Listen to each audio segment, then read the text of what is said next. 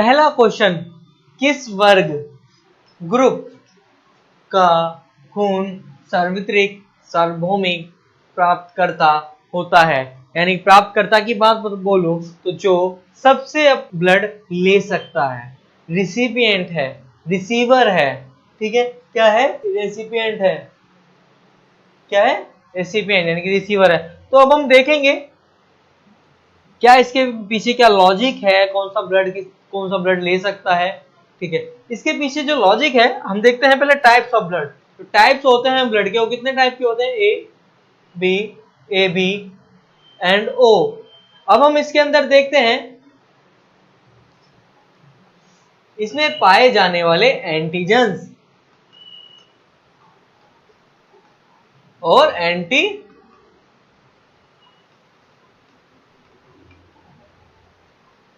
Antigen और antibody के बारे में तो समझते हैं।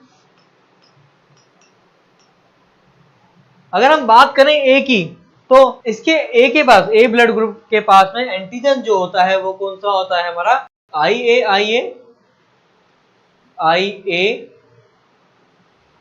और हमारा स्मॉल आई। ये दो एंटीजन हमारे पाए जाते हैं ब्लड ग्रुप ए के पास में। और अगर हम बात करें अब ए के पास एंटीजन ए है, तो एंटीबॉडी इसके बिल्कुल विपरीत होती है। एंटीबॉडी क्या होगी, बिल्कुल इसके विपरीत होगी। और वो क्या होगी, इसके पास जो एंटीबॉडी पाई जाती है वो किसके लिए खिलाफ पाई जाती है, बी के खिलाफ पाई जाती है, ठीक है बस।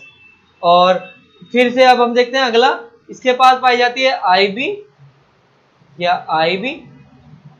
या फिर आई।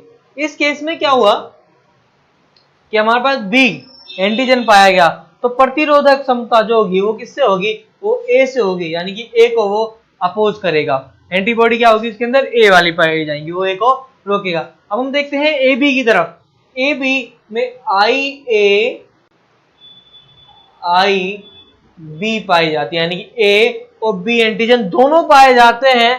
तो अब क्या वो किसी और को अपोज करेगा, नहीं। तो इसके पास कोई भी नहीं पाया जाता, क्या, एंटीबॉडी, कोई भी एंटीबॉडी नहीं पाई जाती, जिसकी वजह से अगर हम ए बी ब्लड ग्रुप वाले को कोई भी ब्लड दे दें तो चल जाएगा, ठीक है।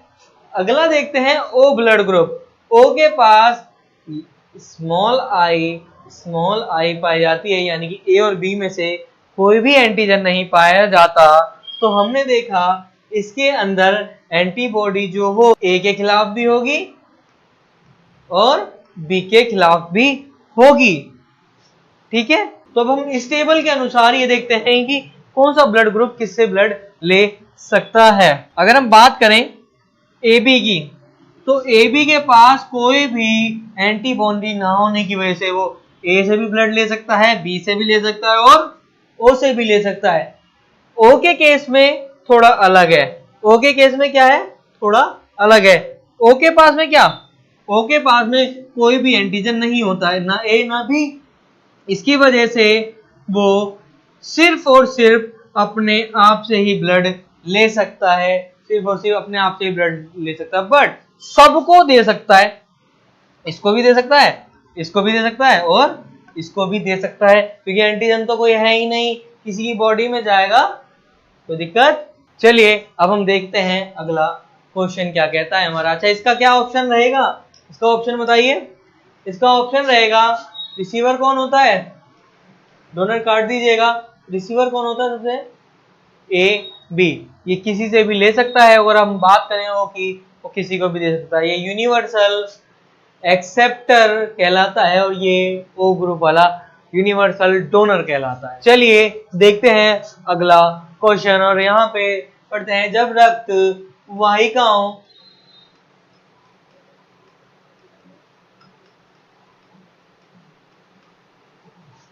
को बहना रक्त थक्का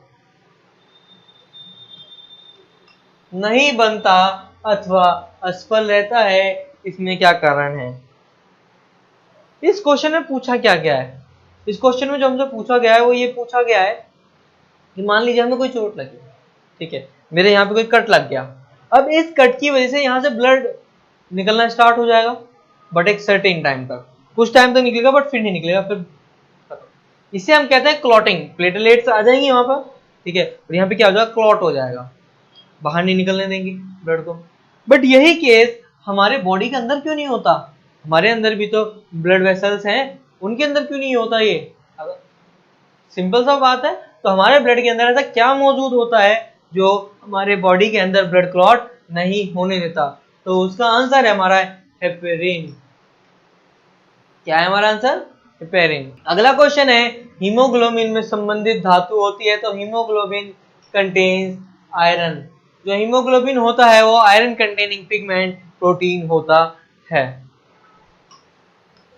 अगला क्वेश्चन है हमारा, मानव रक्त का पीएच क्या होता है? तो अगर हम देखें तो मानव रक्त स्लाइटली बेसिक होता है, यानी कि कैसा होता है? 7.4, स्लाइटली एल्कली। ओके। अगला क्वेश्चन, रक्त का थक्का निर्माण में किस एंजाइम का युक्तिकरण अथवा जुड़ाव होता है? अगर हम बोले तो यहाँ पे आंसर है हमारा पेप्सिन। क्या है हमारा आंसर? पेप्सिन। कैसे? ये तो हमने डाइजेशन में पढ़ा था। पेप्सिन कैसे इसका आंसर? आप मुझे बताइए, जो ब्लड क्लॉट होती है वो क्या है? एक तरीके की प्रोटीन ही तो है। तो प्रोटीन बजाने वाला जो एंजाइम होता है वो क्या होता है? पेप्सिन होता है। अगर पेप्सिन वहां पे होगा तो क्लॉट नहीं होने देगा, उसे तोड़ देगा। तो इसका आंसर है पेप्सिन। अगर हम रेनिन की बात करें तो रेनिन क्या करता है? मिल्क में मिल्क को जोड़ देता है।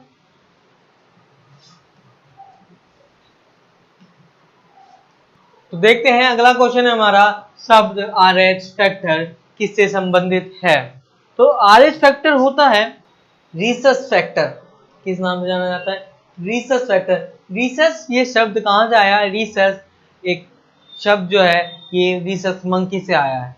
RH factor. Okay. RH factor की अगर मैं बात बताऊं तो ये पॉजिटिव और नेगेटिव पाया जाता है, और यही हमारा डिफाइन करता है कि आपका ब्लड पॉजिटिव होगा या नेगेटिव होगा, बी पॉजिटिव होगा या बी नेगेटिव होगा, ए पॉजिटिव होगा, ए नेगेटिव होगा, ए बी पॉजिटिव होगा या नेगेटिव होगा। किसके ऊपर डिपेंड करता है हमारा? चलिए बढ़ते हैं आगे। ऊंची जगह अथवा ऊंचाई वाले स्थानों पर मानव शरीर में लाल रक्त कण होंगे। देखिए, जब हम ऊंचाई वाले स्थान पे चले जाते हैं, जैसे ही हम ऊंची जगहों पर गए तो वहां पे ऑक्सीजन कम होने लगती है, तो हमारी बॉडी में क्या होता है कि आरबीसी का काउंट बढ़ जाता है, जिसकी वजह से ऑक्सीजन को ज्यादा से ज्यादा बाइंड किया जा सके। तो इसका ऑप्शन है हमारा increase in number. Increase in number. चलिए बढ़ते हैं अगले क्वेश्चन की तरफ। तो अगला क्वेश्चन है हमारा, लाल रक्त कोशिकाओं का निर्माण किसके द्वारा किया जाता है? हमारी बॉडी में रेड ब्लड सेल्स कहाँ बनती हैं? तो हमारा आंसर है बोन मैरो। क्या है हमारा answer? Bone marrow. Bone marrow को हम हिंदी में कहते हैं अस्थि मज्जा। क्या कहते हैं? अस्थि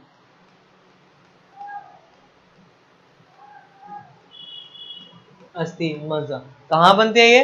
अस्थि मज्जा या बोन मैरो के अंदर इसका फॉर्मेशन होता है। अच्छा, अगर यहीं पे ये क्वेश्चन इसको बदल दिया जाए कि ये खत्म कहाँ होती है, ठीक है, तो हम कहेंगे स्प्लीन के अंदर। कहाँ होगा? स्प्लीन के अंदर बनेंगी। कहाँ? बोन मैरो में डेथ कहाँ होगी? स्प्लीन के अंदर। और दूसरी तरह से घुमा के क्वेश्चन आता है तो आप तभी से कर देंगे। अगला क्वेश्चन है हमारा, ए बी रक्त समूह किस व्यक्ति रक्त समूह के व्यक्ति से रक्त ले सकता है? रक्त समूह के व्यक्ति किस रक्त समूह के व्यक्ति से ब्लड ले सकता है? दोबारा इन्होंने कर दिया कॉपी पेस्ट। क्वेश्चन ये है कि हमारा जो ए बी ब्लड ग्रुप है वो कहां से ले सकता है ब्लड? तो अभी फर्स्ट क्वेश्चन में मैंने ही बताया था कि ए बी ब्लड ग्रुप जो होता है यूनिवर्सल रिसीवर होता है, तो उसे ब्लड लेने के लिए ए हो, बी हो, ओ हो या स्वयं ए बी पर्सन हो तो वो उससे भी ब्लड ले लेगा तो हम देखेंगे क्या वो ए बी से ले सकता है सिर्फ? नो। क्या वो ए बी से ले सकता है? नो। क्या वो ए से ले सकता है सिर्फ? No. Only for B? No. तो इसका ऑप्शन है नन ऑफ दिस अबव। या फिर अगर दूसरा ऑप्शन ये भी होता कि ऑल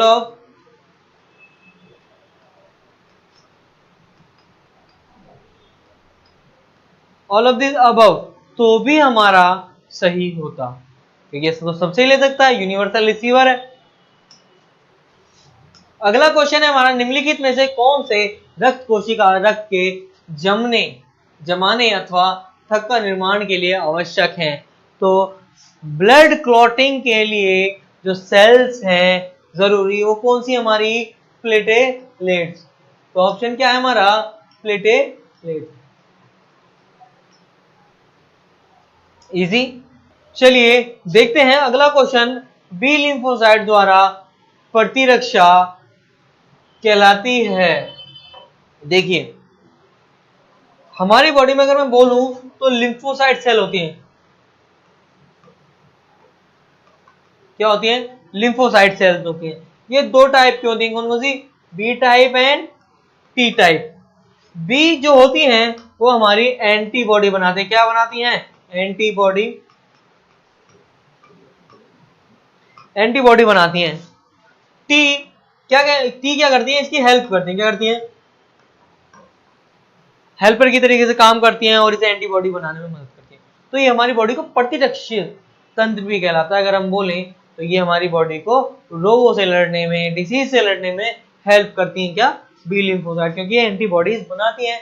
तो फिर से एक बार देखते हैं क्वेश्चन, बी लिम्फोसाइट द्वारा प्रतिरक्षा कहलाती है हमारी germ free protection, acquired immunity, cell mediate immunity या हार्मोनल इम्यूनिटी। तो ये हमारी कहलाती है सेल मीडिएट इम्यूनिटी। क्या कहलाएंगे? हमारी सेल मीडिएट इम्यूनिटी। चलिए बढ़ते हैं फटाफट से अगले क्वेश्चन की तरफ। और अगला क्वेश्चन क्या कह रहा है, निम्नलिखित में से सबसे अच्छा कोलेस्ट्रॉल कौन सा है या गुड कोलेस्ट्रॉल कौन सा होता है? तो इसका है हमारा answer HDL। HDL is a good cholesterol. मनुष्य के शरीर में सबसे बड़ी ध्वनि है महाध्वनि। कौन सी? महाध्वनि या फिर ओर्टा। क्या है हमारी? ये हमारा जो होती है हार्ट में कौन सा ब्लड लेके जाती है? डीऑक्सीजनेटेड ब्लड लेके जाती है। बॉडी से इकट्ठा करके डीऑक्सीजनेटेड ब्लड कहाँ लेके जाती है? हार्ट में। तो ये क्या कहलाती है? हमारी ओर्टा। अगला क्वेश्चन स्क्रीन पे आप लोगों के सामने, निम्नलिखित में से किसकी हीमोग्लोबिन से बंधुता ज्यादा रहती है? बंधुता मतलब बाइंडिंग। आप लोगों को मैं एक बात बताता हूं यहाँ पे, जितनी अगर हम बात कहें कि O2 CO2 की, तो ऑक्सीजन और कार्बन डाइऑक्साइड बाइंड करती है रेस्पिरेशन के दौरान। बट आप लोगों को यहाँ पे एक बात और जानना जरूरी है, जो धुआं होता है या फिर अगर हम कहें ऐसी फायर या ऐसी आग जिसमें कोई भी चीज अच्छे से ना जली हो, तो वो कौन सी गैस प्रोड्यूस करती है? वो करती है हमारी कार्बन मोनोऑक्साइड CO। और ये कार्बन मोनोऑक्साइड जहरीली इसलिए होती है कि ये क्या करती है? डायरेक्ट जाके हीमोग्लोबिन से बाइंड कर जाएगी। क्या कर जाएगी? हीमोग्लोबिन से बाइंड कर जाएगी और जल्दी से हटेगी नहीं, तो बॉडी में ऑक्सीजन की कमी होने लगती है। तो इसे हम टॉक्सिक गैस भी कहते हैं यहाँ पे, CO कार्बन मोनोऑक्साइड। ज्यादातर स्मोकर्स हो गए या फिर जो भी बीड़ी सिगरेट वगैरह लेते हैं तो उनके अंदर ये गैस चली जाती है और इसकी वजह से हो सकता है ऑक्सीजन की कमी उनके बॉडी में हो जाए। अगला क्वेश्चन देखते हैं हम, निम्नलिखित में से कौन सा विटामिन रक्त का जमाने में मदद करता है? कौन सा विटामिन हमारे ब्लड क्लॉट करने में हेल्पफुल है? तो इसका आंसर है हमारा विटामिन के is helpful for blood clot. तो चलिए देखते हैं अगला क्वेश्चन हमारे सामने क्या है। अगला क्वेश्चन है, ईसीजी किसके कार्य को दर्शाता है? ईसीजी का मतलब होता है इलेक्ट्रोकार्डियोग्राफ। ईसीजी की फुल फॉर्म बताएं तो इलेक्ट्रोकार्डियोग्राफ। इलेक्ट्रोकार्डियोग्राफ क्या होता है? हमारे हार्ट के लिए किया जाता है। हार्ट फंक्शनिंग को देखने के लिए। अगला क्वेश्चन आप लोगों की स्क्रीन के सामने, लाल रक्त कणिकाओं की अनुमानित जीवन काल या उनकी एज या फिर आयु क्या होती है आरबीसी की, तो वो होती है हमारी 100 से लेके 120 दिन। यहाँ पे मैं एक चीज फिर से बताना चाहूंगा कि ब्लड जो हमारा बनता है, ब्लड में आरबीसी जो बनती है वो कहाँ बनती है, बोन मैरो में, और खत्म कहाँ होती है, डेथ कहाँ होती है, उसकी स्प्लीन में जाकर के। अगला क्वेश्चन, सबसे बड़ी श्वेत रुधिर कणिकाएं कौन सी है, तो सबसे बड़ी जो सेल होती है डब्ल्यूबीसी की वो पाई जाती है मोनोसाइट। क्या पाई जाती है, मोनोसाइट। चलिए अब हम देखते हैं अगला क्वेश्चन, और अगला क्वेश्चन कहता है हमारा मानव हृदय का दायां भाग कैसा रक्त ग्रहण करता है। तो चलिए एक छोटा सा रफ डायग्राम देखते हैं हार्ट का। ये हार्ट है, इसके 4 चैम्बर हैं। ये वाला है हमारा लेफ्ट ऑरिकल, ये हमारा है लेफ्ट वेंट्रिकल, ये हमारा राइट ऑरिकल, और ये राइट वेंट्रिकल। तो दायां भाग कैसा ब्लड लेके आता है, तो दाएं भाग में जो बॉडी से ब्लड आता है, हमारा बॉडी से आता है, क्या लेकर के आता है, CO2 वाला ब्लड। कहाँ से, महाध्वनि के अंदर से होता हुआ कहाँ चला जाता है, राइट ऑरिकल में, यानी कि दाएं भाग में, दाएं आलिंद में, ठीक है, फिर दाएं निल्य में, फिर यहाँ से कहाँ चला जाता है, वो लंग्स में जाता है। तो इसका ऑप्शन होगा हमारा CO2 वाला, यानी कि कैसा, इसे हम बोलेंगे यहाँ पे इम्प्योर। इम्प्योर कहना पूरी तरीके से सही नहीं है, बट फिर भी CO2 के लिए यहाँ पे इस क्वेश्चन में हम इम्प्योर यूज करेंगे। आज इस लास्ट क्वेश्चन के साथ में हमारी क्लास समाप्त होती है। हम आप लोगों से मिलते हैं नेक्स्ट क्लास में, नेक्स्ट डे में। तो आई होप आप लोगों को मेरे समझाए गए क्वेश्चंस इंपॉर्टेंट लगे होंगे, समझ में आए होंगे। वीडियो को लाइक शेयर करना ना भूलें और चैनल को भी सब्सक्राइब कर दें। तो आपसे मैं मिलता हूँ नेक्स्ट वीडियो में।